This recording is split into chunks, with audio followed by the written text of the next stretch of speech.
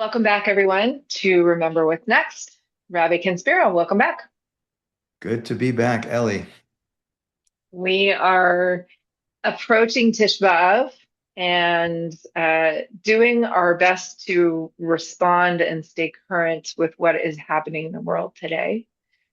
So, Rabbi Spiro suggested we're going to dig into a little bit some of the parallels in history where we have started to see enormous amounts of anti-Semitism, a lot of fear and panic, a lot of heightened awareness of our fragility as a Jewish people. Um, and I think we wanted to maybe go way back to, as you mentioned, the story of Gog and Magog or the prophecy. And then we're going to take a look at Germany. Where should we begin? I mean, Ellie, it seems to me the first place to begin, in keeping with the whole theme of our podcast, is based on a presumption that we Jews introduced into the world that there is an infinite creator of the universe who didn't just create and go on vacation, but there's a God who acts in history, that history is a controlled process leading to a destination, and that the Jewish people have a unique role, or really unique responsibility to play in that story. And as I've said many times, being Jewish might not always be comfortable, and it's certainly not so comfortable today, but it's very meaningful precisely because we are the protagonists in this drama of what is human history. I mean, all of human beings are God's children, and everyone plays a role in the story. We're not saying we're better than anyone else, but the spotlight is always on us. And all of our history, the highs, the lows, it's all out of the ordinary. Just things happen to the Jewish people that don't happen to anyone else. It's actually the whole theme of the last book I wrote called Destiny. Why does such a tiny nation play such a huge role in human history? Why is that so important to understand? Because if we just think we're randomly stumbling through a series of events and we are perpetually trapped as a nation, whether we're in our own homeland, being invaded and occupied and expelled and spread around the world, and then slaughtered and expelled there, and then wherever we go, it seems like if there's no higher power in the story, that's a pretty depressing. I mean, as supernatural as it really is, that's a pretty depressing way of looking at the narrative. But once we recognize that there is a plot to the story, we have a unique role to play. It's not comfortable. It's very meaningful, but there is someone in control. There a higher power in control up there. And this is not just, I believe, a leap of faith kind of thing. Everyone has faith in their faiths and different religions. The reason why I so love history and physics, I mean, physics in my mind really demonstrates the laws of nature and design in an incredible way, and the nature of reality. But history demonstrates really the hashgacha, as we say, that God's active control in history, that there are patterns and rules in the story. This is something we talk about over and over again. This is like the basis of much of the whole podcast. This is what we're doing that a lot of people are not doing. We could just talk about current events and what to do, but unless you weave into it the bigger plot, the rules of the game, what it's all about, and what the Jewish people's role is in the story, it what's the point? There's a lot of other people doing that, and it just seems like it's an endlessly depressing scenario of no matter where we go. We lived in our own homeland, they threw us out. Now they call us foreign occupiers, even though they were the indigenous. We go live abroad, now they're telling us to go home. It seems like the world is kind of just saying Jews just disappear. But when Yeah, we stand which feels like a repeating pattern for us that we feel sometimes stuck in. Like, well, we can't do anything about it. This is just the way it is, and we're gonna have to um, endure it, type of thing, which doesn't feel great. 100%, but the difference is it comes in waves. It's not constantly. It's interesting that Rev Elchanan Wasserman, who was a great European rabbi who was killed in 1941 by the Nazis in Europe, he wrote a book like in the on the heel of the Messiah, Ikvas of the Mashiach, and he talks about he's not the only one who mentions this. He talks about all of human history is like a pregnancy, and the end is like the labor and the delivery. And I know men should never talk about women giving birth, so you'll have to pardon me for that one. But Especially the delivery, the end, which is clearly where we're in. People can go all the way back to like season one, episode 1 and 2, and we go over the big picture and we talk about the 6,000 years of history from the end of day six of creation till the end of normative history. That last little period of time, that period that's redemption, messianic era, that is parallel in this analogy to the birth. And the labor pangs, as Ravel Chanan Wasserman talks about, a woman gets contractions. Why does she, and there's breaks in between them because, and he says, if there was no breaks, she might die in childbirth. Heaven forbid. The pain would be too continuously difficult for her to be able to stand. But it comes closer and closer together and gets more and more intense. And then a baby is born. The problem is when you're in between the contractions, you can go back to sleep again. It's not happening in the I, space I of. guess I guess my question is, did they believe in Germany in the 1930s that this was okay, Mashiach must be coming. This is the worst of the worst. And it didn't happen. So I hear a lot of people also referring to this time that we're in. Maybe Mashiach is coming now because this is the worst of the worst. How do we know? What's the difference between these two experiences? Is there a difference? And how should we approach it in terms of that way of thinking? So that's a good question.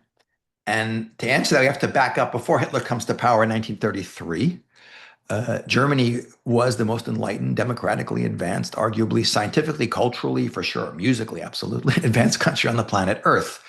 A country in which Jews were more attached to than their relationship, I think, with any country, possibly even more so than America, because it was the highest of all high cultures.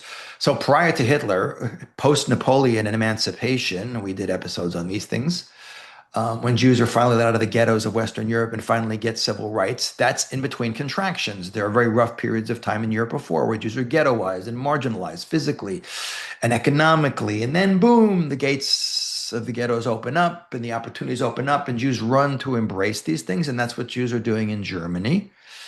And they get about a century of this is awesome. Jews winning all the Nobel Prizes and rising to the pinnacle and even having high government positions in the German government.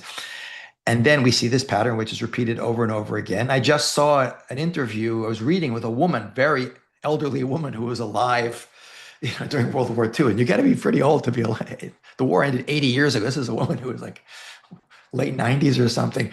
And she says it reminded her of what it was like in Germany in the 1930s. You had instability. The instability is different in every time. Post World War I, economic instability, political instability in Europe, especially in Germany, hyperinflation. And then Hitler comes to power, and then a series of pieces of legislation. All that anti-Semitism that had seemingly disappeared because of enlightened Western European society was not only back, it was back on steroids, like a volcano that had gone dormant or a fault line that had gone dormant, and the Earth's crust has these fault lines.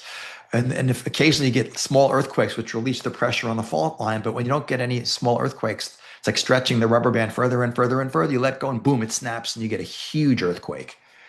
It gets released in a way in the most technologically, culturally advanced at a period of time when people were saying, no, this will never happen again. This is the modern world. This is democratic liberal principles, rights of human beings. And we don't have this stuff anymore. And we see it happen there. Exactly. But it happened slowly there. It wasn't overnight from the time Hitler gets to power in 1933 and then seizes power and turns Germany into a single party totalitarian state. That's in 1933. It takes till basically, really 1942 is when the final solution is introduced. It's 9 years later.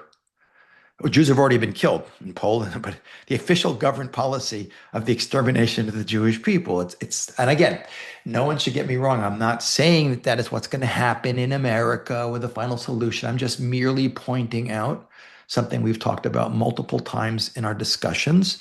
It happened in Jews in Spain. It happened Jews in Poland. And you have these breaks between the contractions and then boom. And the consequence of that is often devastating for the Jewish population in these countries, in Spain, in Poland, in Germany, in Spain in 1492, in the 17th century in Poland, with the Khmelnytsky massacres, in Germany with the rise of Adolf Hitler, and it's happened in many other places. In those cases, Ellie, it's led to The Jew dislocation of the Jewish destruction and dislocation of the community to a new location. And we've talked about this too, about Jews being bounced from place to place. We have literally wandered. What's the similarity in the rhetoric between, say, what was happening in Germany at that time and what's happening today? Where are Yes. you seeing the parallels and the crossovers? The parallels of the conspiracy theories and the Mm, gaslighting and the accusation mirroring, which is the psychological term often used by totalitarians and terrorists. We throw onto you what we're doing, right, which is it's the ultimate kind of gaslighting. right. Make people doubt like Right, like what's we're going on. committing Yeah, genocide because we don't care about our people and we don't let them into the tunnels when there's bombing and we are happy to let them starve as long as we can take their aid. But we're the ones that are accusing you of genocide. So whatever it is that we're doing, we're going to accuse you of in order to deflect any kind of attention or actually addressing the problem. right. Got it. So exactly. So in Hitler's case, it's the Jews are responsible for Germany losing World War One and the world's economy and yada yada yada. It's a way of deflecting accountability from who was really responsible, which had nothing to do with the Jews. But it also, if you make yourself the victim, then it gives you it's kind of it justifies self-defense and resistance. So you see that in Germany, we got to get rid of these Jews. Starts with economic boycotts and ends with gas chambers. You see that even in America today with like justifying Intifada and and justifying October 7th, and you see it's out there, resistance against occupation, even though it has nothing to do with what's going on in America. It's become part and parcel of this whole kind of, so it's always variations on the theme. And we see this pattern has gone back over and over and over and over and over again, and we've never been able to. That was the trigger for Zionism initially as a modern nationalist movement was precisely because no matter where we live, they don't seem to leave us alone. So we have to have our own homeland. And now we go and established our own homeland back in its original place as the indigenous returning home, and now we're accused of being the foreign occupiers. I mean, no matter what we do, we can't seem to win. But the difference is with the kind of universalizing of anti-Semitism, this is something we haven't seen until now, because and this is a byproduct of the world being, okay, demographically much larger, 8 billion people, but much smaller because of social media. Mark Twain said, and he's saying this, well over 100 years ago, he says a lie gets halfway around the world before truth has time to tie its shoelaces. And this is BC, before cell phones. Right. Yeah, Now, and a concerted effort of those who would like to propagate that mirror accusation, those gaslighting, the blood libels. They have an incredible platform with which to spread it to millions of people in moments. And the numbers game, the Jews always lose because we're so small. So you can't respond to that many messages and that many comments and that many likes and that many shares. And you're really faced with a tidal wave of narratives that are trying to break you with very little way to fight back within that platform, the way that platform works. And I think that's incredibly challenging to face. It feels like a losing battle. yeah, you're just drowning. Like we post these podcasts, and then the Jew haters get a hold of them, and the comments I've seen when I've done things in the past are mind blowing, like hundreds. I don't know if had many of them are bots, really, but Yeah. but it's terrifying when I see these things. It's terrifying. People basically telling me to die, and you're disgusting, and but it's kind of a perfect storm of so many things that are coming into place now, and with the way people get their information today and with the way people's minds work, especially younger people, with how many, teeny little clips of information and images. And now with AI on top of all of that, you don't even know it's real anymore. Yeah. It's becoming impossible to discern, and there's no one filtering anything. And people, because they don't have a basis, I've been teaching for decades, and I've seen that when I was a little kid, you had the stuff you had to know. You knew Yeah. basic history. You knew events. You knew this. Okay, whether they were skewered somewhat because it was like a Western centric view of the world, of course, there's a certain amount of that bias, but there were certain basic facts. Today, people don't have any Right. basis on which to build their worldview. It's just a matter of what feeds they're getting on Instagram and Yep. Twitter and TikTok. And so it's kind of swirling around. So everything is speeding up, which, by the way, is very much a part of this end of days scenario that we talk about. And you mentioned in the beginning, we're talking about remember what's next. So we go back to the past. As I said at the beginning, Judaism introduced this idea of God who acts in history, and the Jewish people have a unique responsibility.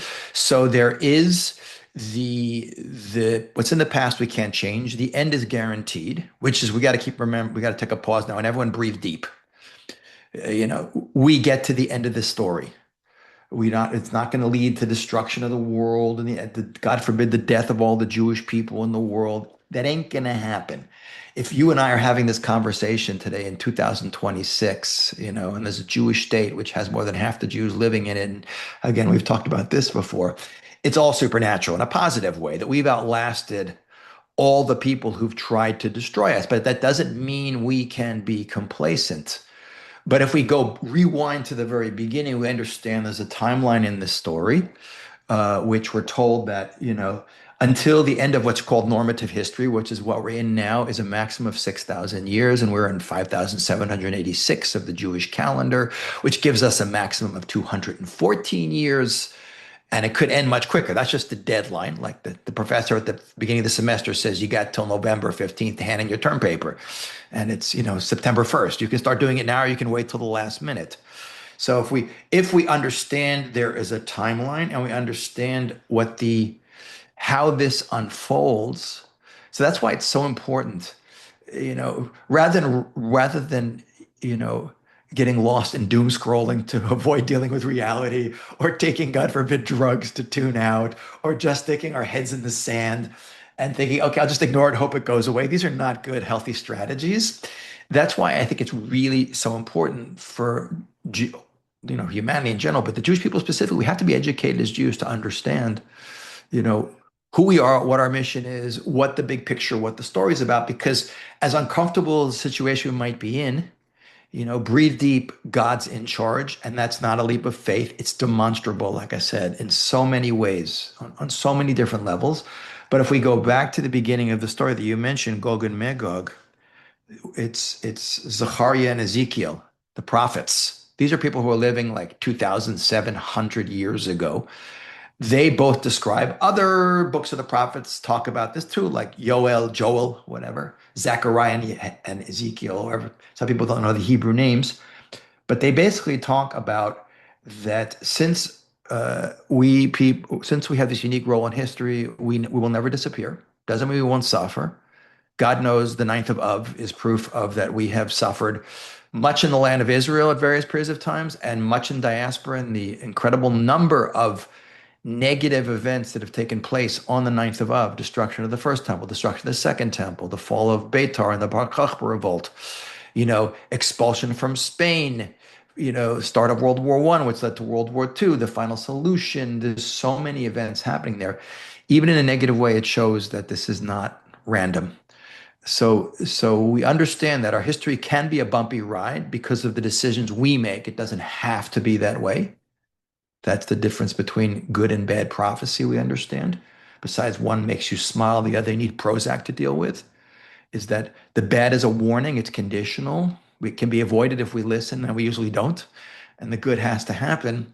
But we understand that we do get to the end of this story, the beautiful vision. Everyone should go read the book of Isaiah, like, of lions lying down with lambs and the whole world living together in peace. We do get there, but how bumpy that ride is, how quickly, how slowly, how painfully, how painlessly, that is basically up to us. But in Gog and Magog, if just to give people a brief overview, is basically that the world unites towards the end of the story, at the very end, to try and stop us in our mission, which is physical return to Israel, spiritual return to Judaism, Jews for Judaism. But what's that for? That's to create the nation that's a light to nations, to truly be the role model for humanity to finally figure out, despite all the crazy vicissitudes and people trying this form of government and that and this and that and all these different things, for the world to finally get clear on what truth is on every level, spiritual truth, moral truth. And forget John Lennon's song, imagine all the people not living for today, nothing to live or die for, the brotherhood of man. A very depressing song, by the way, in my opinion, as much as I like the tune is a good one, but it's got really weird lyrics. Imagine the whole world on the same page in terms of their spiritual, moral view. All buying in, not one country dominating others, but everyone basically living together in peace under God with the values that He gives us. That is what it's all about, but there's always going to be pushback against that. That's the great struggle. The battle, the ultimate battle for good and evil, which we're in now. And it's if you read Zechariah and if you read Zechariah and Ezekiel, it talks about chariots and horses coming to Jerusalem and attacking. That's not meant to be literal because those things aren't used in warfare anymore. But what is being described, Ellie, is the world lining up to attack the Jewish people. It doesn't mean all 193 nations of the UN send armies to destroy Israel, but it means some physically attack and others attack us in many other ways. They try and attack us, delegitimatizing us, economically marginalizing us. There's many ways of attacking a human being individually, psychologically, physically. There's many ways of attacking a people. So if we look at the big picture that we started out with how mainstream anti-Semitism has become, and we were discussing this before the show, we were talking about that we can't go back to sleep. And you said like every Jew is uneasy.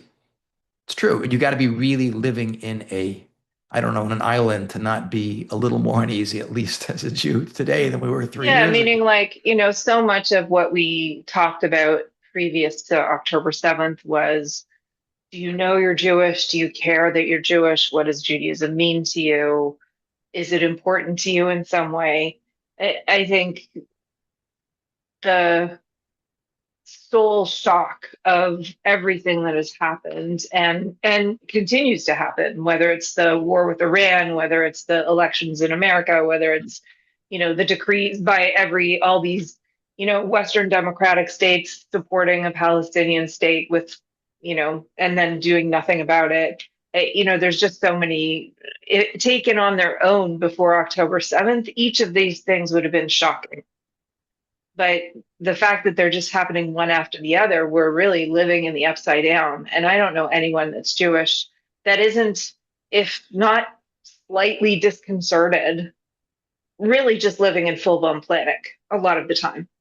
So I think awareness isn't necessarily the challenge at this point because people's awareness is very heightened and it's actually usually reverberating with a lot of fear. To me, it seems like, how do we get our thinking creative brains back online and do the parts that are our job to do? Meaning some of this is out of our hands. Some of this is like as you said, it's the bigger picture. It's being driven by Hashem. There's not really a lot we can do to address it, but there are things that we are supposed to be doing to address it. And I think that's where most people are stumbling. Like, what do we look to that works, that actually gets us back on track, that actually feels like moving forward, rather than answering, 1,000 disgusting comments on social media and just feeling like you haven't made a dent. Yeah. So that of course is the great question, like the collective national call to action of the Jewish people. I mean, the first thing is within what you were saying is part of the action is to wake up and stay awake and not to fool ourselves into thinking, okay, this will pass, or, this has happened before, we'll get over it again, or it's not going to be that bad. And again, I don't know how bad things will be, but it's well worth it. For me personally, what really motivates me, it's a little bit of fear factor, but I look at all the different pieces coming together, and I have a historical overview. I have some depth in that, and I know what's happened in the past, but I see that there's so many things falling in line. To me, it's a constant alarm clock You see the fact that certain things have changed. This is so important. People think, okay, this is one of the contractions. Maybe it is. I don't know. And it'll go back to being quiet again. I don't know, but I would never count on these things. You don't tell the woman, okay, stay at home when you're having contractions. You want to get to the hospital and be ready for the delivery. But it's worth for people first and foremost to like kind of get the bigger picture of of how things are really shifting in a big way, especially since the only really huge Jewish community left in the world outside of Israel is the United States. The fact that only 13 to 17% of Democrats support Israel today. That's really scary. When I grew up, it was across the board support for Israel. Amongst the Republicans, it's 70 to 78% that, and who knows what's going to be in 2 years when you have presidential elections. Already have midterms that could change things, but in 2 years, the Democratic Socialists, the United States, this is the fastest growing political movement. I mean, don't get me started on what a failure socialism is, but it's interesting that within all of their economic like policy, they throw one thing in, support for BDS, boycott, divestment, and sanction, and for resistance against the occupation and free Palestine, like of all of the human rights issues in the world. And this is the new face of what could well become the Democratic Party. And like we've said multiple times, the fact that on the left and the right, the anti-Semitism is out there in the open with Candace Owens and Nick Fuentes and Tucker Carlson on one side, and then you have the squad on the other, Rashida Tlaib and Omar, and it's out there. So there's stuff that's gathering steam that wasn't like before. If we go back, dial back to the Holocaust. This all started with October 7th, which everyone has heard a million times is the biggest attack against Jews since the Holocaust, albeit, only 1,200 Jews murdered in one day, women, children, babies, compared to 6 million Jews killed between 1939 and 1945. But you see that what's the difference? It's really interesting in terms of just being awake. I always held that the silver lining of the Holocaust is we both talked about the book by Dara Horn, People Love Dead Jews. A third of the Jews in the world being killed gave us enough sympathy for the UN to vote to create a Jewish state in November 29th, 1947. And 3 years after this, the end of World War II, the Jewish state is born in a state of warfare. Now imagine if, like, as soon as the War of Independence started, the world starts condemning Israel for attacking its Arab neighbors.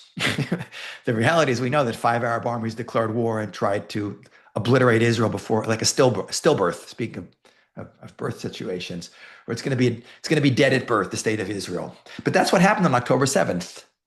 Immediately, massive explosion of within 3 months, the first 3 months, in France, a 1,000% increase in anti-Semitism, in the UK, 600%,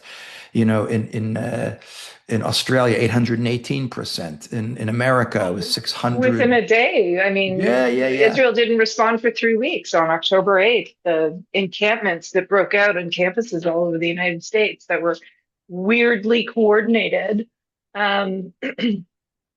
It was clearly part of a much larger plan Yeah. to totally destabilize the idea and make Israel the Jew among the nations. Exactly. And that is what's happened. But I'm saying, why did I go through that? Just have to recognize that we have to recognize something has changed in the world in the last century in terms of so we're clearly moving towards something that seemed to be impossible. How could it be 80 years after the Holocaust that Israel is the only country in the world whose existence is being threatened? And the only country in the world whose capital city isn't recognized as its capital city, whose holy places, holiest spot, the Temple Mount, is not recognized as its holiest spot. We gave it to another people. We get attacked for defending ourselves. We can't be allowed to win. You see this even today even with the pressure from America, Israel and Lebanon, Israel and Gaza. We get so close, we're never allowed to.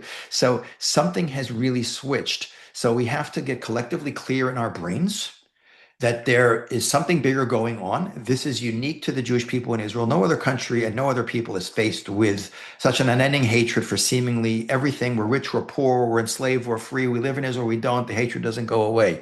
No matter what Israel does, the hatred doesn't go away. So, and it's supposed to freaking out about that. Like I said, wake up and recognize that this is supernatural, even if it's negative. Wake up and recognize that something has changed and things are moving fast. And therefore, individually and collectively, we cannot go back to sleep. But then if the solution is, I'm not saying we only, doesn't mean we don't act, write congressmen, stand up, go on social media and say the right things, but that's a war we're never going to win. That's like trying to empty a ever-filling swimming pool with a Dixie cup. We ain't never going to win that war. But rather than give up and say, oh my God, either I'm going to run and hide and pretend no one finds me, which doesn't seem to work so well either, and God forbid we do that. If we go back to what I said at the beginning, we recognize that this is all part of a scenario. It's nothing is fixed in stone. We have free will, like I said. We get to the end of the story. That's the idea of messianic redemption, and it's a happy ending to the story for not just the Jewish people, but for humanity. Christianity and Islam have both picked up on that idea. I always said they took it from us, change the definition, don't give us any royalties or credit for it, but they get it from us. It's the optimistic worldview that we Jews have always had, which is why, by the way, ironically, Israel, despite all of the external threats and stress, Israelis consistently come in as some of the happiest people on the planet Earth, because living with meaning and direction is very good for your psyche and your sense of unity as a people and a nation. So, but if we can focus on the fact that this is with the broadest brushstrokes, not the details, exactly what's going to happen, we don't know. Um, but that, and we understand, therefore, that ultimately we're dealing with something that is spiritual. For those who can't see this or just listening, I'm making the quotation marks. This means there's a higher power involved. We have to think a little bit outside the box in terms of solutions for this. The solution is never going to come.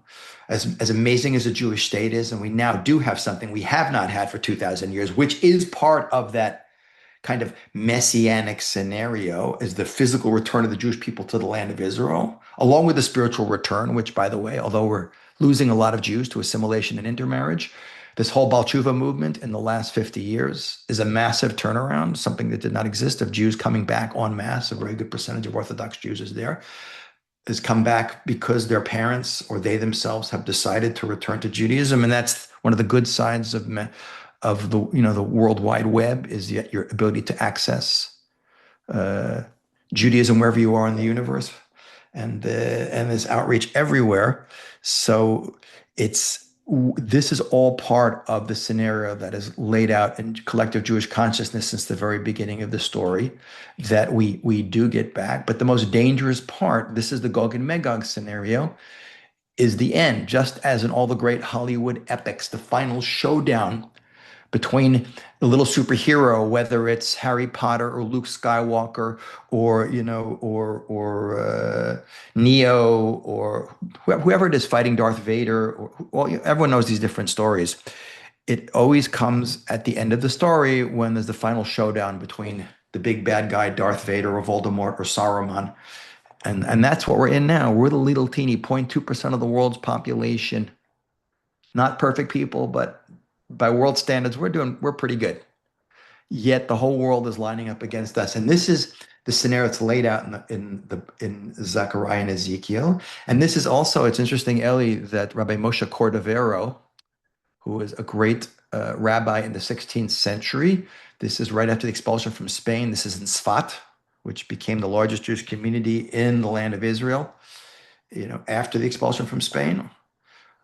He writes something very interesting. This is 500 years ago. He says that, I'm paraphrasing what he says, but he says that as we approach the end of this scenario, the nations of the world, led by the Arabs, calls them the Ishmaelites, because we understand that Arabs come from, and Islam comes from Arabs, and that's the descendants of Ishmael. We've talked about them before. The world will unite around them to basically stop Israel because he said it reconstituted itself as a state, and they see this as all supernatural. No nation in human history ever did that. Lost its country twice. That's what we talk about on Tisha B'Av.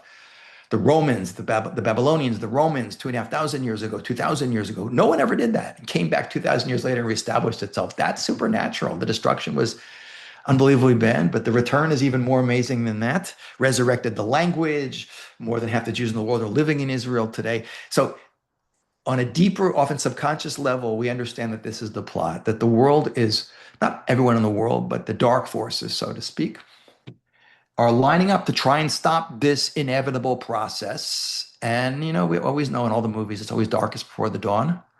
The greatest threat to our little protagonist is always at the end. That's the final showdown.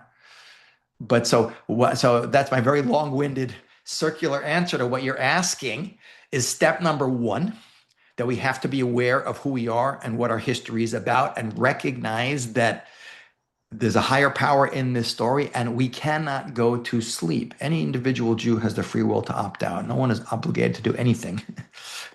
But if we recognize this as part of something that is bigger than just geopolitics and gaslighting and the insanity of the world and social media, but it's really all fitting into this bigger picture, and we recognize that we collectively are the protagonists in the story, then what the real call to do is, like, we're in the 3 weeks to 9 days. It's not just to commemorate what happened in the past and cry over it, but it's a powerful wake-up call for us to recognize that, like I said, we're uncomfortable. Uncomfortable can be good for us. It can motivate us to get moving, but we have to deal with this individually and collectively on a little bit of a higher level. Because if it's all about us and our mission, like I've said many times, you can't represent the Jewish people till you know what the Jewish people represents.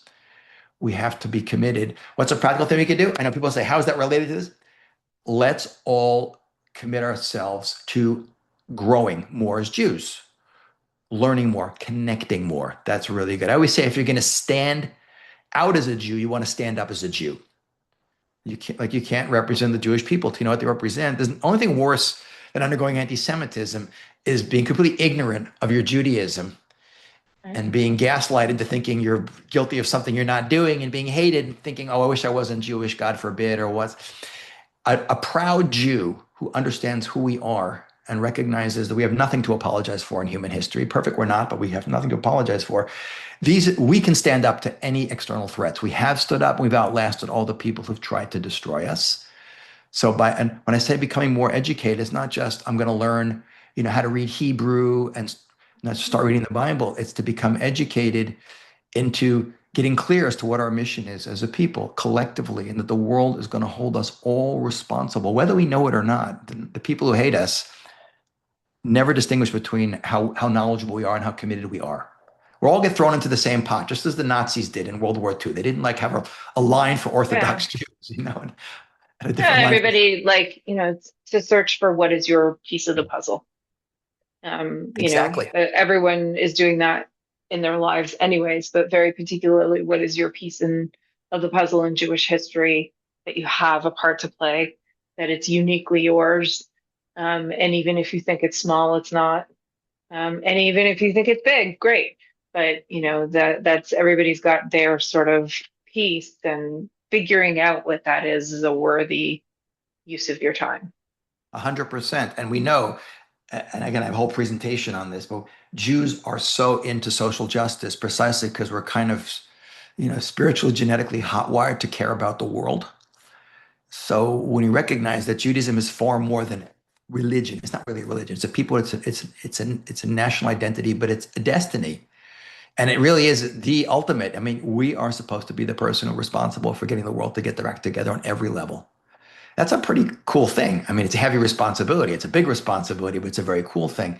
We have to get clear on that. I'm not just speaking to secular Jews here who are ignorant of their Judaism. I think a lot of religious Jews are in the defense mode it's just about learning more and preserving us. But preservation is a means to an end. The ends is our mission in history, which we cannot escape. So, but then what we can do practically is wake up, be proud, commit to wherever you are on that ladder of growing, of connecting, but also doing what we call cheshbon nefesh, which is to think like there's no one like me in the world, like the snowflake analogy. There's no crystal snowflake that's anyone. What can I do? Some people can do tremendously huge things. Some people have money, some people don't. Some people can talk and influence people that way, and some people can't. Every one of us has something we can do to make a difference. We're all built, every human being, and we're all in the image of God, and every Jew has a unique responsibility. And then, in my mind, the really key thing to do is to focus on Jewish unity. And this is something which we can all start to do.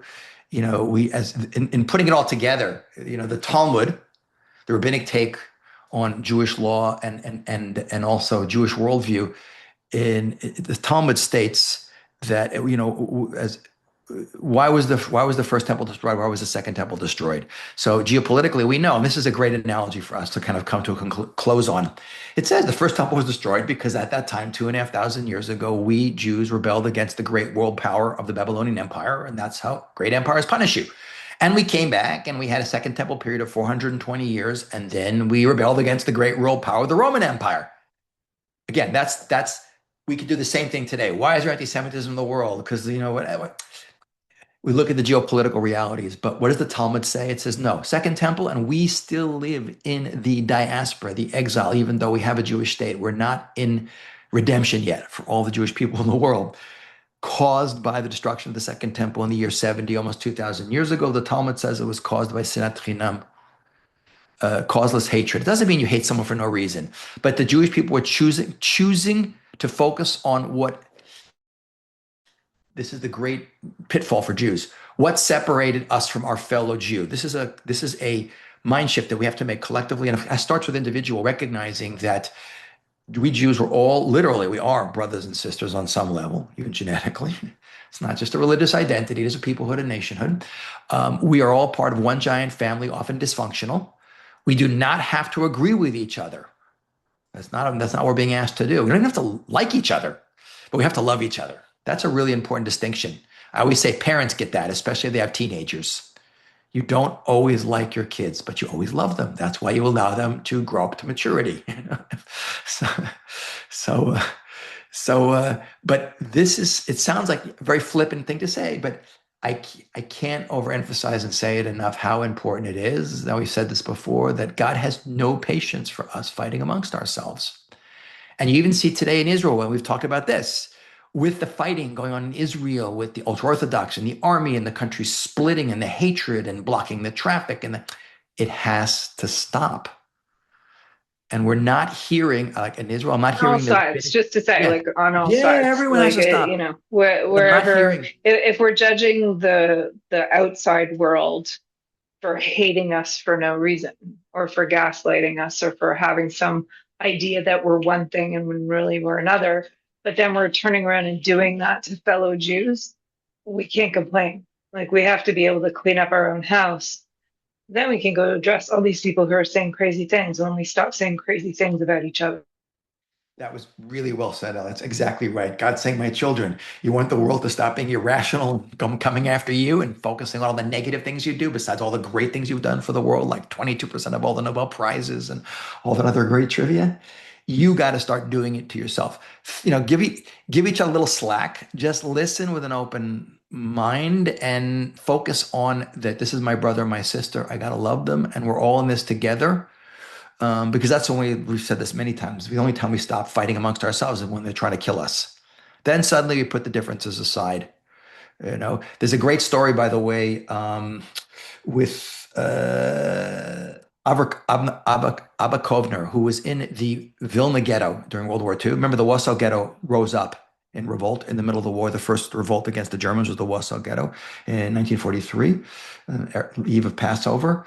In Vilna, the other ghettos were planning maybe to do the same thing. And Avva Kovner was kind of a rock star in early Israel history. He was a big partisan leader, and he did all this stuff, and a fighter. But he tells a great story in his book. In a book, it was called The Avengers. About, I'm not going to go into the details of the book, but he talks about a meeting that took place in the Vilna ghetto when the Nazis had occupied all of Eastern Europe, and all the different groups of Jews, like the Bundists and the communists and the secular Zionists, and they all got together and decided to put their differences aside, because in the Warsaw Ghetto uprising, the actual mainstream Zionist organization refused to fight the revisionist Zionists. It's go read Moshe Aaron's book, Flags Over Warsaw. It's an untold story because it was kind of written out of Israeli history, because the revisionists, Jabotinsky, those guys were kind of like pushed aside. They were not the ones who established the Jewish state. That was under the mainstream Zionist and David Ben-Gurion. But during that revolt, the mainstream Zionists refused to fight with the revisionists against the Nazis. You got the world's greatest superpower at the time, controlling everything, and you got a few machine guns and a lot of Molotov cocktails, and you're not going to unite for it. Go fight them somewhere else. But go to the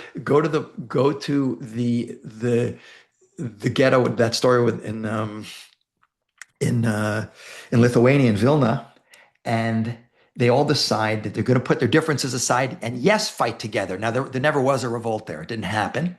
But Abba Kovner stands up, and it's such a great line. He said, "Oh, Adolf Hitler has finally made us one people." And that line just blew me away. I can't remember any of the line from the book, but that was like, why does it take all of this stuff to make us one people? If we could just, Isaiah the prophet, and he talks about bringing redemption, and he is the most beautiful book of all the prophets. The language is beautiful, 66 chapters of it. And he says about redemption, he says, in Hebrew, it says, Achishena be'ito. When he talks about bringing Messiah, I will hasten it in its time. And those words contradict each other. Because if you're hastening, it's not in its time. And the rabbis, of course, looking at the language, because there's nothing in there that's not there for a reason, said, redemption can come, the end of the story, the stress, all the pain, the threats can all end. It can come quickly, it can go slowly. Quickly meaning either, like the doctor decides this is an emergency C-section because the baby's in distress, in which case it can be very, very painful but come quickly because we're in such a bad state. Or because we choose to get ourselves act together and push, like a woman is told, push, push, get that baby out. Uh, Otherwise, or we could drag it out and go through more and more painful contractions until the most, assimilated Jew is, they say no atheist in the foxhole is saying, God, please help me.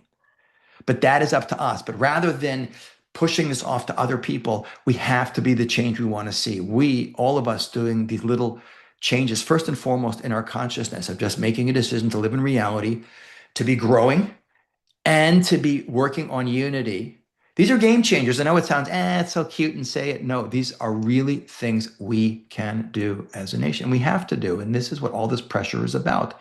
It's the big, powerful wake up call. In my opinion, like I've said a million times, I'm not a prophet. If I was, I'd be working on the stock exchange.